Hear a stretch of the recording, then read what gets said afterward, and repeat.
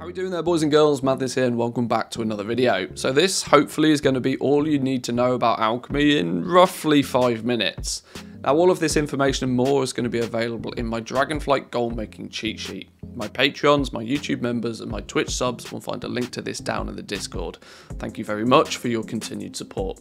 We as alchemists are still the kings and the queens of the consumable market. We're going to be crafting potions aplenty, and this time vials instead of flasks. These vials have themselves a reduced 30-minute timer, but you can actually stack 2 of them at a time to get that extra duration. And as you grow into being an alchemist, you can even learn to extend this duration even further. Quality is going to play a big part for us in alchemy, from the materials we use to the end products that we craft. To start off with, crafting all your potions and vials are going to need to be placed in a draconic vial. Quality 1 draconic vials can be bought from your local alchemy vendor, and jewel crafters will be responsible for crafting the higher quality 2 and quality 3 draconic vials. I'd expect to find these on the auction house. Our crafting materials are also going to have 3 different quality levels, and as a basic rule of thumb, using better quality materials is going to make it much easier for you to make those higher quality crafts. Just like past expansions, we're mostly going to care about the herbs. Hockenbloom is our basic herb and is used in most of our crafts, and saxifrage, wrythebark and bubble poppy are going to fill in the gaps. Alchemy is also going to use a fair amount of the new awakened essences, and we lean very heavily on awakened air and awakened frost for the most parts. With some materials in hand, it's going to be time to start leveling up alchemy. Now alchemy is kind of unique in Dragonflight, as it's one of the only professions that leans very heavily on a discovery system. After making your first few basic healing and mana potions, you'll probably quickly run out of trainer patterns to learn, and this is where you're going to need to start experimenting to learn either a new potion or a new vial recipe. Each experimentation is going to require some Dragon Alchemical Solution. This is created by reclaiming or recycling some unwanted potions and vials.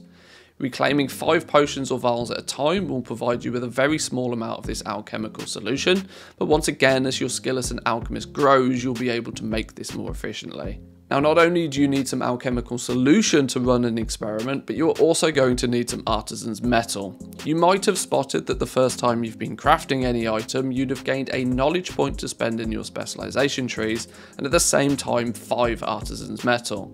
This will be your main source of artisan's metal in the early days of being an alchemist, but more will become available to you every time you either craft a new potion, gain a knowledge point, or as you start to level and work on your profession weekly quests once you reach Valdrakken. Now, experimentation is risky business. There is actually the chance that this on occasion will fail and it will blow up in your face. This is going to give you a little bit of a cooldown until you can try this action again. With experimentation being the bottleneck for gaining new recipes, now becomes a really good time to take a little bit of a deeper dive into the specialization trees. You're first going to unlock the Spec trees after gaining 25 skill points in alchemy, and as you skill up further, you'll eventually have access to all of them.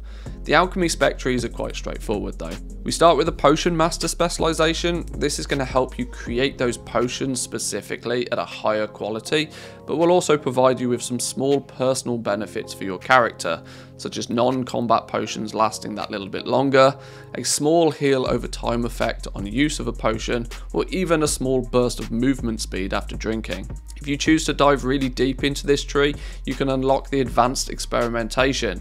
This will give you a much increased chance of learning new potions whilst experimenting. The Vial Mastery Spec tree offers some very similar bonuses to help you craft vials at a higher quality, and the personal perk of longer duration vials, something that has become a bit of a fundamental reason to why people tend to choose alchemy in the first place. Once again, diving deep into this tree will unlock the advanced experimentation, improving your chance at learning new recipes. It's in the alchemical theory specialization tree where a lot of the side aspects of alchemy happen. For example, this is where we'll find the transmutation node, and this is going to help you improve the results from your transmutations.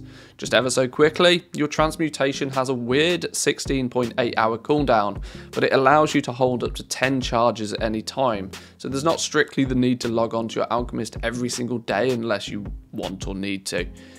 We will also find the Decayology node here. This unlocks the ability for you to learn a new range of potions and vials. Consumables which, whilst offering a powerful boost, also come with a negative side effect. We have potions such as the Potion of Chilled Clarity. This is going to reduce your mana costs by 100%, but at the cost of a 40% increased casting time. Now, after playing around for a little bit, you're going to have crafted a bunch of potions and vials, hopefully at the highest quality you can, and you're going to most likely be turning to the regular auction house to sell your wares. With commodities being region-wide now in Dragonflight, I would expect some very high competition, but at the same time a very fast-moving marketplace. If you time this right, you may actually be able to sell all of your stock very quickly indeed. Now, whilst there is a lot more detail I could probably go into, I don't want to spoil all your fun, but I hope this has given you the basics that you need to know to become one of the best alchemists on your guild, on your server, or even in your region. If this was helpful to you, consider checking out our Discord. This is where we tend to discuss most new gold making methods way before they're publicly available, and the true goblins out there can even choose to support via Patreon with the link down below. Have yourself a great day, boys and girls, and I'll see you all next time. Peace.